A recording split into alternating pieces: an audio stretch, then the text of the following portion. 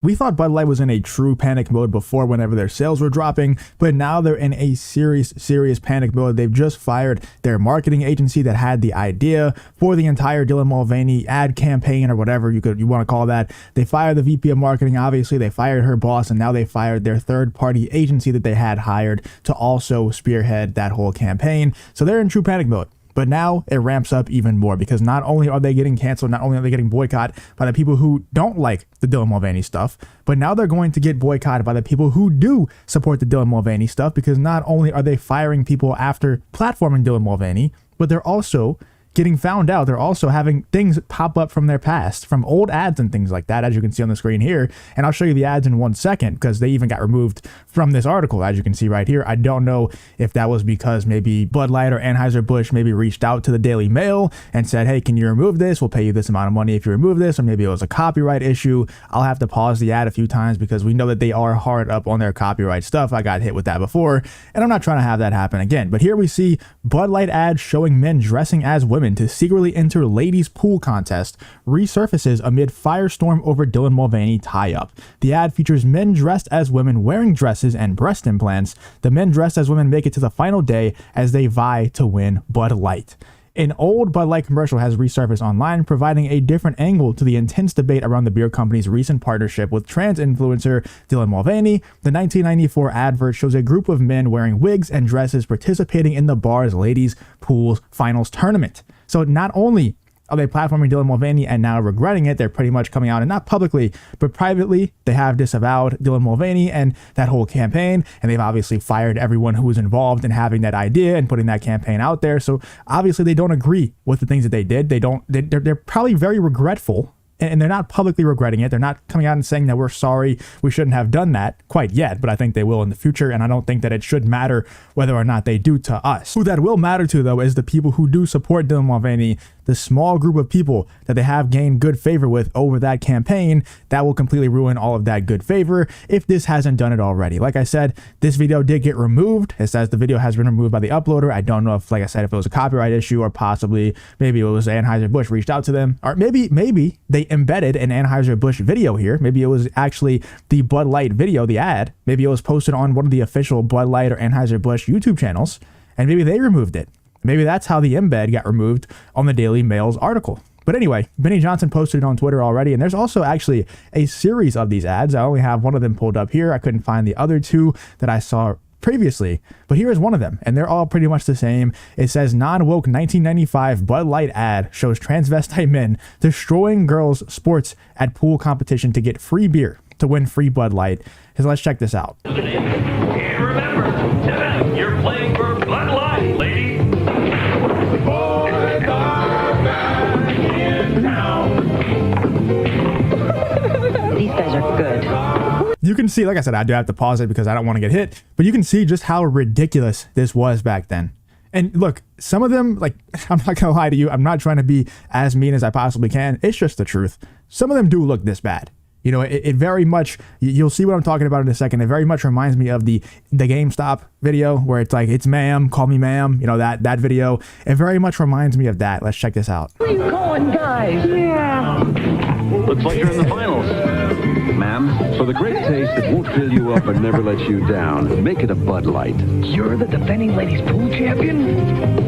Yes, I am. It's kind of very prophetic because we see that happening in women's sports today, where all these men who are very mediocre in their own categories, in their own divisions, will transfer over to the women's division and absolutely dominate. And stuff like this is happening, exactly like this is happening today. So like I said, it is pretty prophetic and also pretty hilarious that now they're, you know, that not only are they getting canceled or boycotted, people hate when I use the word canceled, it kind of is canceling them. I don't think that it should be a bad word. I don't think that we should be ashamed to cancel people at this point. You know, before I think it was good to use the high road or take the high road and be completely anti-cancel culture, not cancel anyone because we're better than that. But at this point, it's like, dude, if we're going to continue to have people on our side get completely canceled and get fired and go out of business and things like that, I think it's kind of time for us to start playing dirty. And yeah, it is a boycott. It's not like we're going out with pitchforks in real life and burning down buildings and stuff like that. I think that should be off limits, and we should always take the high road on that kind of thing. We shouldn't be destroying our cities and small businesses and things like that that definitely needs to be off limits. But when it comes to boycotting over cultural issues, it kind of is canceling. That's kind of what we call canceling nowadays. I don't think that we should feel bad about that. I think they deserve it. They deserve to be canceled because, like I said, it's time for us to start playing dirty as well. If we're going to win this war, if we're going to have any fighting chance, we can't keep bringing knives to bazooka fights. It's time we start doing the same thing that they're doing. And if you look at the replies to all of these types of tweets, man, it's the same thing. Everybody's in support of this boycott. Every single person, other than a few coping lefties. Like, there's a small amount of them. We saw that guy go on Tim Pool's show recently, and he drank like a tall boy, a Bud Light tall boy, and stuff like that. The very, very woke ones are coping still, saying that the boycott's not working, that it's a BS boycott. We know that. They will always exist.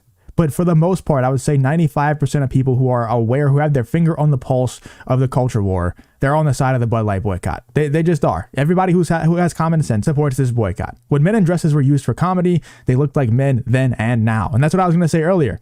Not only, like I said, I'm not trying to be as mean as I can, but like Dylan Mulvaney doesn't look much different from those guys. You know what I mean? Like they look more like manly than Mulvaney for sure.